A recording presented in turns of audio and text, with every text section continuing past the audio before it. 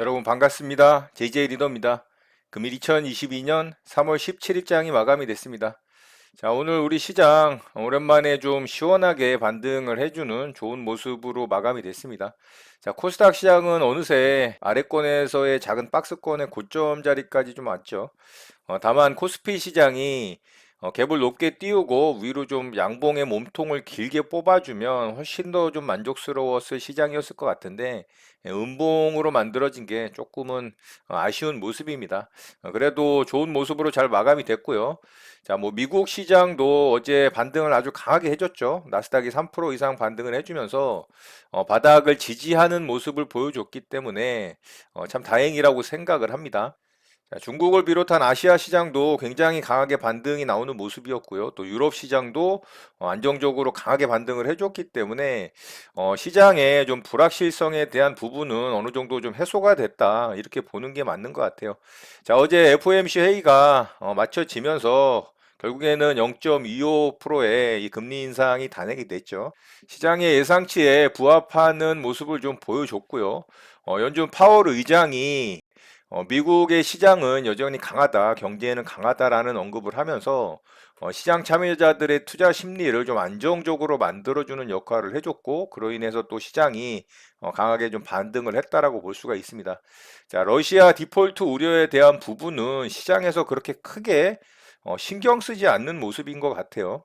실질적으로 러시아는 달러 이자를 내질 못하고 루블화로 결제를 하겠다라는 입장을 표명을 했는데 실제로 지금 루블화 가치가 거의 90%가 폭락을 했기 때문에 루블화라는 건 사실 의미가 없습니다. 뭐 결과적으로는 갚지 않겠다라는 거죠. 예, 그렇기 때문에 뭐 거의 단기적으로 디폴트라고 봐야 되는데 뭐 한 30일 정도의 유예 기간이 보통 있죠. 그렇기 때문에 뭐 당장 그게 시장에 큰 영향을 미치지 않을 뿐더러 러시아의 디폴트에 대한 부분조차도 뭐 그렇게 시장에서 크게 신경을 쓰지 않는 모습을 보여준다라고 좀 어제 시장의 반등의 강도로 봤을 때 좀 봐야 될 것 같습니다. 자, 바로 오늘 우리 시장 특징 좀 살펴보고 시장 좀 보도록 하겠습니다. 자, 오늘 이렇게 시장이 좋았는데 저는 오늘 한 종목 좀 대응을 했는데 이 종목으로 또 수익을 내지를 못했어요. 로보로보 매매를 좀 했습니다. 자, 이 종목이 오늘 갭을 좀 띄웠죠. 어제 시간의 거래에서 또 강한 모습을 보여줬고, 삼성전자가 이 로봇 사업에 대한 강한 육성을 하겠다라는 의지 표명을 했죠. 그리고 또 메타버스 사업에도 좀 지출을 하겠다라는 멘트를 하면서 오늘 로봇 관련주와 메타버스 관련주들이 시장에서 가장 강했던 모습을 좀 보여줬습니다. 자, 로보는 유진 로봇이 거의 뭐 점상한가 비슷하게 상한가로 바로 들어가는 모습을 좀 보여줬거든요. 자, 갭을 22%를 띄우고 위로 바로 상승이 나오면서 상한가에 여기서 굳혔습니다. 그래서 제가 오늘 이제 로봇 관련 섹터의 종목들이 시장을 주도하겠구나라는 생각을 좀 했어요. 그래서 유진 로봇은 매수를 할 수가 없죠. 여기서 이렇게 바로 상한가에 들어갔으니까. 그래서 2등주로 로보를 받고 로보를 이렇게 상승이 나왔다가 살짝 이제 눌림을 줄 때 여기서 이제 좀 매수를 했어요. 그래서 저는 유진 로봇이 상한가가 좀 풀렸다가 바로 상한가를 다시 굳히고 로보도 이렇게 이제 강하게 반등을 해줄 것으로 생각을 했습니다. 그래서 이런 정고점 자리 뚫고 갈 것으로 예상을 좀 했는데 이게 거꾸로 빠지더라고요. 그래서 여기서 매수하고 또 이렇게 이제 수익 구간이 발생을 했어요. 대략 2% 조금 안 되게 수익 구간이 발생을 했는데 요 저점 자리를 이탈을 하는 모습이 나와서 이 아래쪽에다가 이제 좀 매도를 하고 바로 이제 잘라냈습니다. 그래서 아쉽게 뭐 이 종목으로 수익을 내질 못했어요. 자, 결과적으로는 뭐 더 빠졌기 때문에 당연히 여기서 잘라낸 게 잘한 대응인 건 맞습니다만 오늘 좀 판단 미스였던 것 같아요. 로봇 관련주들이 오늘 시장 대장주로 치고 나가지는 못하는 모습이었고 오히려 메타버스 관련 섹터의 종목들이 이제 대장주로 움직였던 거죠. 그래서 로보로 좀 손실로 마감이 됐습니다. 자, 매매한 내역 좀 살펴보면 이렇게 이제 눌림 줄 때 여기서 이제 매수를 했죠. 그래서 이렇게 이제 반등 구간 또 수익 구간이 발생을 했어요.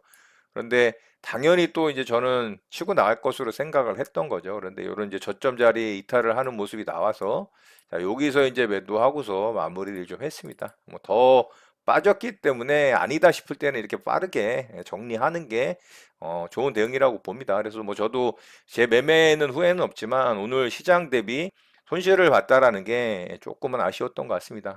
자, 이렇게 저는 한 종목 오늘 좀 대응을 했고요. 바로 특징주 좀 보도록 할게요. 자, 선익 시스템이 오늘 메타버스 대장주였죠. 자, 이 종목도 역배열 하락 추세에서 이제 아래쪽에서 상한가가 들어갔어요. 삼성전자발 호재 뉴스였기 때문에 당연히 이제 좋은 모습을 보였겠죠. 이 종목이 대장주로 치고 가는 모습이었고 분봉상 이 종목을 대응할 자리가 없었습니다. 여기서 쉬지도 않고 그냥 뭐 눌림목도 없이 그냥 다이렉트로 상한가를 여기 찍었던 자리고요. 상한가가 풀려서 이렇게 빠질 때는 사실 이거 매수하기는 쉽지는 않습니다. 그래서 보고 있었는데 결국에는 로봇 관련주가 아니고 메타버스 관련주들이 오늘 이제 시장 대장주로 치고 가는 모습입니다. 여기서 이제 상한가에 들어갔죠. 그래서 이등주 격으로 움직이는 종목을 좀 찾았어요. 그래서 MP 종목을 좀 매매하려고 이 종목을 좀 쳐다봤는데 이 종목도 매매할 타이밍을 안 주는 거죠. 이렇게 이제 이런 자리 돌파 나올 때 이렇게 상승 이후에 눌림 없이 상승 VI로 직행을 하고 갭 띄워서 위로 쳐버렸기 때문에 뭐 어떻게 이런 거를 좀 잡기는 진짜 어렵습니다. 진짜 쫓아붙는 매매를 해야 되는데 쫓아붙었다가 윗꼬리 달고 이렇게 빠지면 바로 또 손절로 대응을 해야 되기 때문에 이렇게 눌림 없이 상승이 나오는 종목들 사실 매수하기가 쉽지는 않습니다. 저도 그런 매매 대응을 좋아하진 않고요. 그래서 이 종목을 매수를 하질 못했고요. 결과적으로 뭐 이렇게 슈팅이 나오고서 횡보하는 구간에서 또 매매하기도 어려웠던 구간입니다. 이 자리가 20%가 넘는 이제 상승 구간이죠. 이 자리가 거의 24%에서 27%대 움직이고 있는 자리였기 때문에 이등주임에도 이 종목을 좀 대응을 못했어요. 자, 그래서 선익 시스템이 대장주고 MP가 이등주 정도이기 때문에 당연히 이제 대장주인 선익 시스템을 내일 움직임을 좀 잘 봐야 되겠죠. 자, 그리고 버킷 스튜디오도 상한가에 좀 들어갔는데요. 자, 버킷 스튜디오도 똑같죠. 하락 추세 역별 구간에서 상한가에 들어가는 모습입니다. 자, 오늘 미디어 섹터 종목들도 버킷 스튜디오, 쇼박스 같은 종목들 좀 움직였고요. 자, 버킷 스튜디오가 대장주로 움직였는데 이 종목은 움직임이 상당히 괜찮았어요. 그런데 일봉상의 모습이 개인적으로 좀 마음에 들지 않아서 그리고 거래대금도 이 종목이 평상시에 이렇게 상승할 때 터지는 거래대금 대비 좀 미약했기 때문에 이 종목을 움직임을 좀 보고 있긴 했지만 대응을 하진 않았습니다. 이 종목은 또 눌림목 자리도 잘 줬죠. 이런 자리. 이런 자리에서 뭐 분할로 좀 매매 대응했다면 좋은 결과를 낼 수 있었을 것 같아요. 이런 데 돌파할 때도 또 깔끔하게 이렇게 눌림 딱 주고 올라가는 정석적인 모습이었기 때문에 오히려 과감하게 매매 대응을 했다면 이 종목으로 오늘 좀 수익을 잘 낼 수 있었지 않을까 싶습니다만 저는 대응을 하진 않았습니다. 그래서 버키 스튜디오도 내일 움직임 좀 살펴보면 좋을 것 같습니다.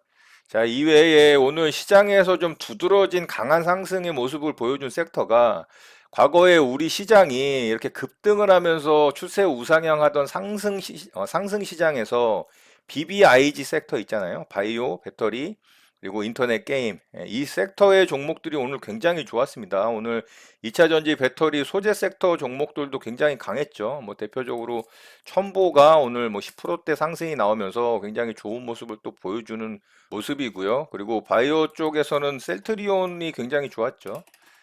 셀트리온 그룹주들이 대부분 다 좋았고요. 이제 불확실성이 좀 해소가 됐다라는 그런 모습이겠죠. 셀트리온 헬스케어도 굉장히 좋았고, 뭐 셀트리온 제약도 좋았습니다. 그리고 대표적인 인터넷 기업인 네이버와 카카오도 계속해서 좋은 모습을 보여주고 있어요. 카카오는 어느새 바닥 대비 거의 30% 가까이 반등이 나오는 모습입니다.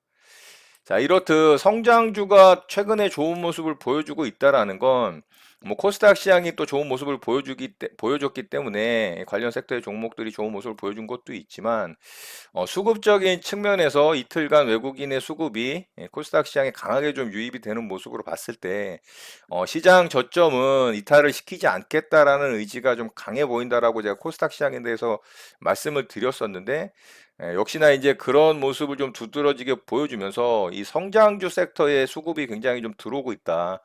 이런 부분들을 좀 알 수 있을 것 같아요. 자, 오늘 특히 코스닥 시총 상위 종목들의 움직임이 대단했습니다. 자, 1위부터 10위까지 정도의 종목들의 상승률을 보면 거의 4%대에서 8%대 상승이죠. 자, 이러니 코스닥 시장이 안 좋을 수가 없습니다. 그런데 섹터들의 움직임을 보면 바이오, 2차전지 배터리 소재, 게임, 그리고 인터넷 관련한 종목들, 뭐 이런 종목들의 수급이 전반적으로 들어간 걸로 봤을 때 나쁘지 않은 수급의 패턴을 좀 보여준다. 그래서 향후에 시장의 움직임이 좀 괜찮지 않을까라는 이제 기대감이 좀 생긴다라는 부분이 좀 좋은 것 같아요. 다만 코스피 시장의 오늘 캔들의 모습이 음봉이라는 게 조금은 아쉬운 부분이긴 합니다만 바로 시장 좀 보도록 하겠습니다. 자, 우리 시장은 코스피 시장부터 좀 보도록 하면은요. 오늘 갭을 띄우면서 21선을 안착을 했죠. 이런 거 굉장히 좋습니다. 그런데 음봉 캔들이 만들어진 게 좀 아쉬운 부분이죠. 오늘 양봉으로 좀 쫙 뽑아줬으면 정말 완벽한 시장이었을 것 같은데 양봉으로 뽑아주질 못하고 음봉으로 마감된 게 굉장히 아쉽습니다. 그래도 저점을 지지를 확인을 하고 5일선, 21선 위로 캔들이 올라왔기 때문에 그래도 양호한 마감이라고 좀 생각을 합니다. 자, 오늘 수급적인 측면도 아주 양호하죠.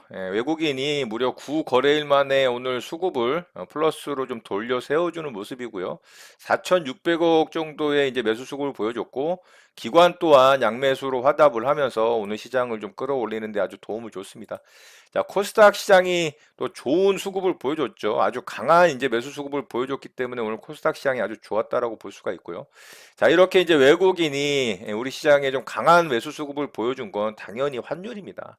자, 환율이 이렇게 1.7%대 마이너스로 떨어지니까 외국인이 매수 수급을 강하게 보여주는 모습을 확인을 할 수가 있다는 거죠. 그래서 환율이 조금 더 하락 안정되는 모습을 보인다면 조금 더 지속적으로 외국인의 매수 수급이 유입될 것으로 보입니다. 자, 그렇기 때문에 이제 코스피 시장은 이런 아래권에서의 작은 박스권에 상단부를 도전을 하러 올 가능성이 있다라고 봐야 됩니다. 자, 오늘은 낙폭가대 위주의 대형주 위주로 좀 수급이 몰리면서 종목들이 반등을 좀 해줬기 때문에 향후에 실적이 3월 달이 지나가고 있기 때문에 1분기 실적 발표 기대감이 있고 실적이 좋게 나올 것으로 예상되는 섹터의 종목들을 좀 선별을 해서 대응을 하는 게 좋겠죠. 자, 코스닥 시장도 오늘 전고점 수준까지 상승을 했고 코스닥 시장은 조금 더 강하게 상승을 해준다면 이런 여기 무너진 저저점 위쪽에서 이제 무너진 저점 라인이 요 정도 되기 때문에 한 요 정도 구간까지도 반등을 해줄 가능성이 있다. 대략 한 950포인트 정도 되겠죠. 121선이 이렇게 우하향하면서 그 정도 구간에서 만날 가능성이 있고요.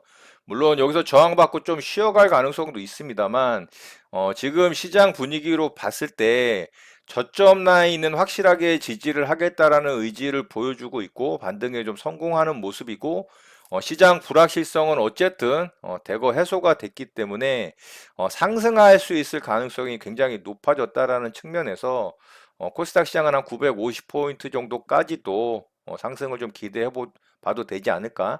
코스피 시장은 이 작은 박스권 상단 요 정도 구간 좀 더 높게 상승을 한다면 2840포인트 정도까지 기대를 해볼 만할 것 같습니다. 코스피 시장에서는 순환매 차원에 좀 반등이 약했던 종목들에 또 수급이 들어오면서 상승이 나올 가능성도 있겠지만 실적이 좋게 나올 것으로 예상이 되는 섹터의 종목들이 또 강하게 움직일 가능성이 높겠죠. 그런 종목들을 좀 선별을 해서 대응을 하는 게 당연히 좋을 것으로 생각이 됩니다. 자, 글로벌 시장의 움직임을 좀 짧게 살펴보도록 하면, 자, 글로벌 시장의 움직임 또한 다우지수도 저점을 확실하게 지지를 하면서 강한 양봉 캔들 두 개를 뽑아줬기 때문에 조금 더 상승할 여력이 있다라고 봅니다. 21선도 강하게 회복을 해줬고요. 나스닥도 마찬가지입니다. 21선을 회복을 해줬고 여기서 살짝 이탈을 시켜줬지만 결국에는 이틀 동안 강한 양봉을 뽑아주면서 반등에 성공을 했기 때문에 한 60일 정도, 61선 정도까지 좀 터치를 하면 어떨까라는 좀 개인적인 기대감을 가져봅니다. 다우지수도 마찬가지고요. 자, S&P 500도 마찬가지입니다. 자, 반도체 필라델피아 반도체 지수가 되게 강하게 반등을 해줬기 때문에 오늘 반도체 섹터에서 삼성전자와 하이닉스가 아주 좋은 모습을 보였죠. 하이닉스 같은 경우 6%가 넘는 강한 상승을 좀 보여줬고요. 자, 유럽 시장도 어느새 이렇게 V자 급반등을 보여줬습니다. 자, 이렇다는 얘기는 이제 러시아에 대한 불확실성은 크게 신경 쓰지 않는다라는 거를 차트의 모습으로도 확인을 할 수가 있습니다. 자, 그동안 또 살짝 급락을 했던 상해 지수도 이틀에 걸쳐서 그 하락분을 다 회복을 해줬고요. 항생 지수 같은 경우도 7%대, 5%대 막 이렇게 하락을 했는데 H지수는 7%대 하락을 보여줬는데 그 하락분을 또 V자 급반등을 보여주면서 다 회복을 했습니다. 자, 어쨌든 시장은 저점을 확인을 했다. 이렇게 좀 볼 수가 있습니다. 그래서 상대적으로 우리 시장이 좀 특히 코스피 시장이 약했기 때문에 조금 반등을 강하게 해줄 수 있을 거라는 좀 기대를 가져도 될 시기다. 이렇게 생각을 합니다. 그래서 종목들, 섹터들 잘 좀 선별을 해서 대응을 한다면 좋은 좀 결과가 있지 않을까. 그래서 지금 시장 구간에서는 좋은 섹터의 종목들로 어느 정도 좀 매수를 가담을 해도 좋지 않을까라는 생각을 합니다. 뭐 난데없이 또 어떤 이상한 악재가 발생을 해서 뭐 절점을 이탈을 할 수 있는 뭐 누구도 알 수 없는 상황이 만들어질 수도 있겠지만 어쨌든 지금 구간에서는 불확실성은 다 해소가 됐기 때문에 조금은 적극적인 스탠스로 전환을 해도 좋지 않을까라는 생각을 합니다. 자, 이런 부분들 잘 활용하셔서 여러분들 매매 대응에 도움 되셨으면 좋겠고요. 오늘 내용은 이것으로 마치도록 하겠습니다. 오늘 하루도 마무리 잘 하시고요. 늘 행복하시기 바랍니다. 여러분의 구독과 좋아요는 영상 제작에 큰 힘이 됩니다. 감사합니다. JJ 리더였습니다.